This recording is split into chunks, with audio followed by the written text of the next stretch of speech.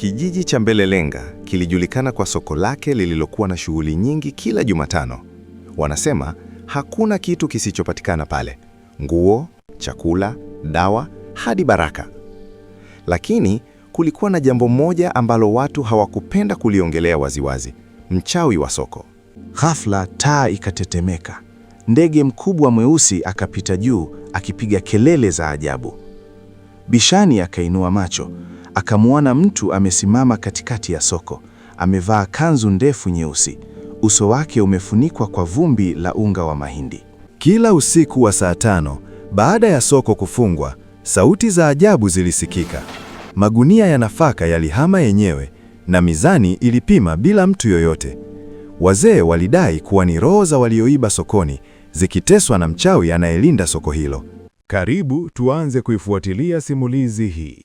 Kijiji cha Mbelelenga kilijulikana kwa soko lake lililokuwa na shughuli nyingi kila Jumatano. Wanasema hakuna kitu kisichopatikana pale: nguo, chakula, dawa, hadi baraka. Lakini kulikuwa na jambo moja ambalo watu hawakupenda kuliongelea waziwazi: mchawi wa soko. Kila usiku wa saa 5 baada ya soko kufungwa, sauti za ajabu zilisikika. Magunia ya nafaka yalihama yenyewe na mizani ilipima bila mtu yoyote. Wazee walidai kuwa ni roho za walioiba sokoni zikiteswa na mchawi anayelinda soko hilo. Bishani alikuwa mjane mchanga aliyekuwa akiuza viungo. Alikuwa jasiri, asiyeamini mambo ya kishirikina. Siku moja akawaambia wenzake sokoni, kama kweli kuna mchawi hapa, basi leo ataonekana, sitoki hadi nione mwenyewe kwa macho yangu. Usiku ukaja, kila mtu aliondoka. Soko likabaki kimya, upepo ukivuma ukibeba harufu ya pilipili na chumvi. Bishani akakaa nyuma ya kibanda chake akiwa na taa yake ndogo ya mafuta. Ghafla taa ikatetemeka. Ndege mkubwa mweusi akapita juu akipiga kelele za ajabu. Bishani akainua macho, akamwona mtu amesimama katikati ya soko. Amevaa kanzu ndefu nyeusi, uso wake umefunikwa kwa vumbi la unga wa mahindi. Unatafuta nini usiku huu, binti wa mwanga? Natafuta ukweli. Mtu huyo akatabasamu, meno yake yakionekana kung'aa kama chuma. Ukweli hauuzwi sokoni, lakini unaweza kuutwaa ukilipia kwa roho yako. Kabla Bishani hajajibu, taa ikazimika.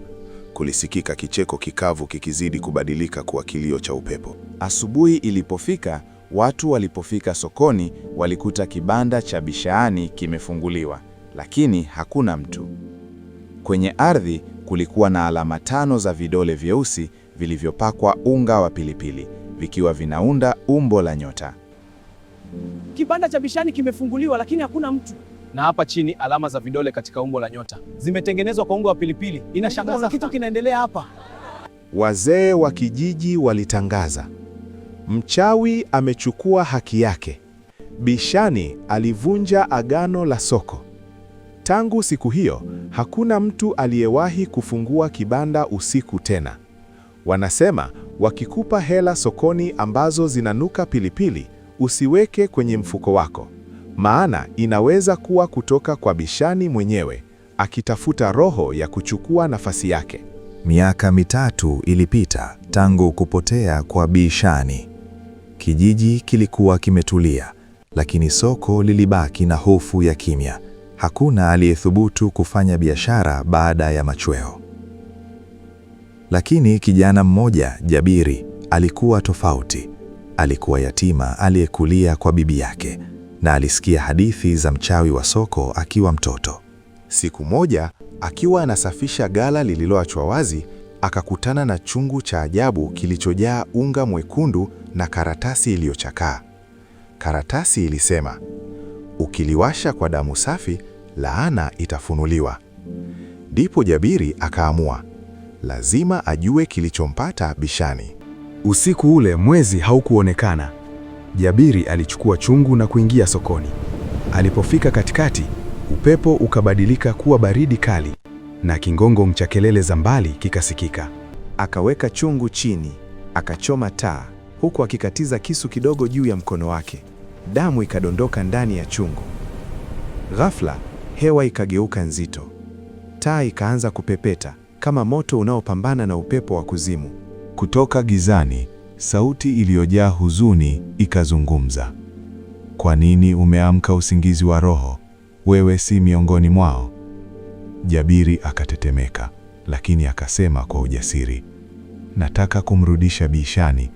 Kama kweli alikuwa mchawi, nataka kuijua siri yake. Kwa nini umeamka usingizi wa roho? Wewe si miongoni mwao. Nataka kumrudisha Bishani. Kama kweli alikuwa mchawi, nataka kuijua siri yake. Chungu kikaanza kutetemeka, moshi mweusi ukitoka ndani yake. Moshi huo ukageuka kuwa umbo la mwanamke aliyevaa vazi lililochanika, macho yakiwa mekundu kama makaa. Umeniona basi, sauti ikasema, lakini umeleta damu safi, hutoki bure. Jabiri akasogea nyuma, akainua mikono. Niko hapa kuondoa laana, sio kuanzisha nyingine.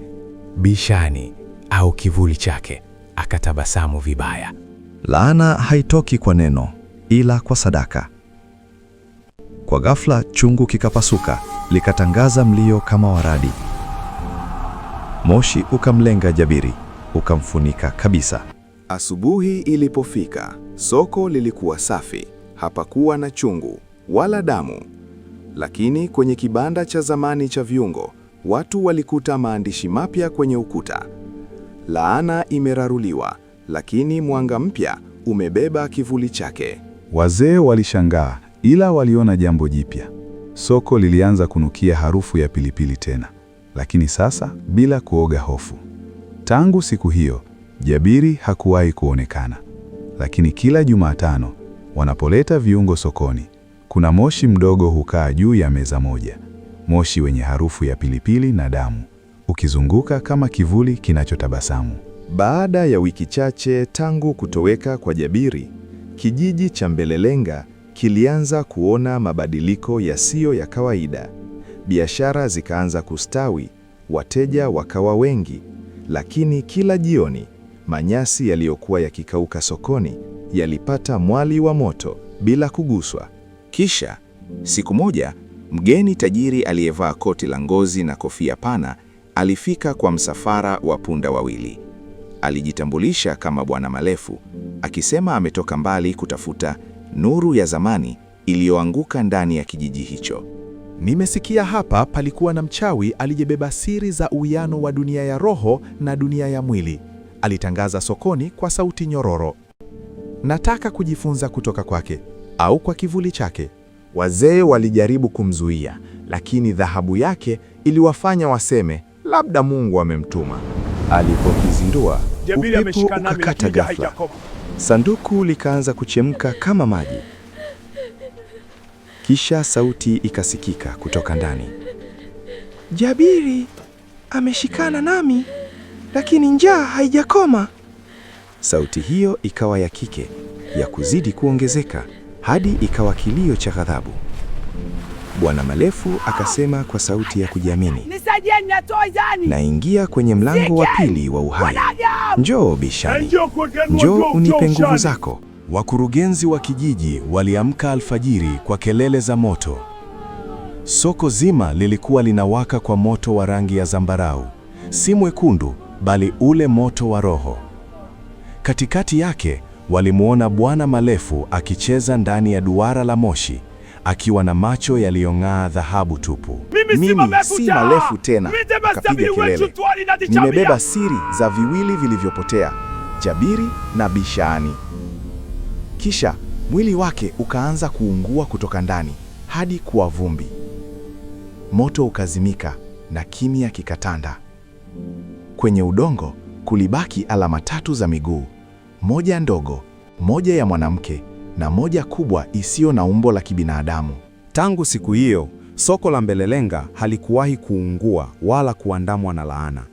Lakini kila mwaka, mwezi wa 3, upepo mkali huja na kunukia harufu ya pilipili, ikija na moshi wa dhahabu. Na watu husema huo ndio mguu wa 3 wa Bwana Malefu, ukikumbuka kuwa wachawi, watafutaji na wenye tamaa huisha kwa njia moja, kwa mwanga wa moto wao wenyewe. Miaka 5 ilipita tangu tukio la moto wa ajabu lililoteketeza soko. Sasa kijiji kilikuwa kimetulia. Kizazi kipya hakikujua mengi kuhusu Bishani, Jabiri wala Bwana Malefu. Lakini wazee waliendelea kuwaonya vijana. Msilale sokoni, wanaojua siri wanajua kuwa soko lina pumzi yake. Usiku mmoja wa mwezi mpevu, mwanafunzi wa uchawi wa mitishamba, Zaki, alifika Mbelelenga kutafuta mimea nadra. Wakazi wakamwambia, Kiona taa ikiwaka peke yake sokoni usikaribie. Huo ni mwaliko wa nguvu ambasa. Si sadali. Lakini machungu ya tamaa ya maarifa ni hatari. Zaki akaamua kwenda mwenyewe. Tafadhali. Alipofika sokoni, kila kibanda kilionekana kama kivuli cha kale. Pamoja na upepo mkavu, taa moja pekee iliwaka pale palipokuwa kibanda cha Bishani. Ndani yake kulikuwa na chungu cha dhahabu kidogo, kikiwa kimejaa unga wa mchanganyiko wa pilipili na chembe ndogo za mawe mekundu yanayong'aa. Zaki akanyanyua chungu, akaona ndani yake alama 3: nyota iliyochorwa kwa damu, duara lililosukwa kwa majani na herufi za kale zilizochomekwa kama mawe madogo. Ghafla hewa ikatetemeka, kivuli kikaanza kumzunguka, kikiwa sauti 3 zikizungumza kwa pamoja, zikitoka katika pande tofauti. Shani, Jabiri, Malefu. Zote zikamuuliza, wewe ni nani wa 4? Zaki akahema, akasema, Mimi ni mwendelezo. Mnataka nini kutoka kwa Wahai Hai? Kivuli kikafika katikati ya soko, kikawa kinang'aa kama mchanganyiko wa moshi, pilipili na mwanga wa dhahabu. Kisha kikazungumza kwa sauti moja tulivu. Tulikuwa sehemu 3 za nguvu moja: Bishani, ulinzi wa soko; Jabiri, urefu wa uhai; Malefu, tamaa ya maarifa. Wote tuliunganishwa na chungu cha dunia, chombo cha mizani. Kivuli kikaendelea. Kila kizazi kipya hulazimika kutoa mmoja atakayeendelea kubeba siri hii. Soko halina mchawi mmoja, linazaliwa upya kupitia yule anayetamani kujua zaidi. Zaki akatazama chungu, akagundua kwamba mwanga wa ndani yake sasa unafanana na midundu ya moyo wake. Kivuli kikanong'ona, umechagua basi, sasa wewe ndiye mlinda mpya wa mizani. Usiku mmoja wazee wakakaa na kushauriana, ni lazima tukomeshe hali hii katika soko letu. Mzee mmoja akasema, kuna mchungaji yupo, anatumiwa na Mungu, tumwite aje aombe. Jua lilikuwa linachomoza wakati mchungaji anaendesha maombi katika soko, ukiwa na umati wa watu katika soko la kijiji. Ghafla juu ya anga la soko, wakaona mchawi anapita akiwa na ungo kwenye eneo la soko, akiwa juu sana. Mchungaji akasema, leo ni mwisho wa uchawi katika soko hili. Mchawi akaanguka chini, vumbi kubwa likatokezea. Ghafla akawa fisi. Look, the amulet. It marks her. Watu wakamzunguka fisi, akiwepo na mchungaji. Na mchungaji alikuwa anasema, leo ni mwisho wa uchawi katika soko. Leo ni mwisho wa uchawi katika soko. Amina, mwisho wa uchawi. Hakuna uchawi tena. Mwisho! Fisi akageuka kuwa mwanamke mzee, na mwanamke huyo akasema, Nimeamua kuacha uchawi na pia naomba nianze kusali.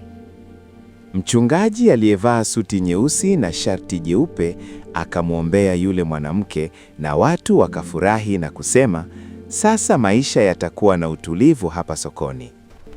Karibu, bei nzuri leo. Asante, nataka gunia moja. Haya, ni sawa, subiri nipime. Mzani ipo sawa? Ndiyo, angalia mwenyewe. Sawa, chukua pesa. Asante sana, karibu tena. Watu wakafanya biashara usiku na mchana bila tatizo lolote lile. Na watu wengi wakaamini, Mungu hakuna anachoshindwa kwa kila aaminie.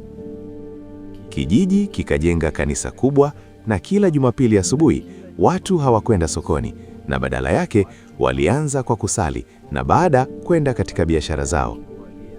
Na huu ndio mwisho wa simulizi hii ya mchawi wa soko. Kumbuka kusubscribe, kushare na kucomment.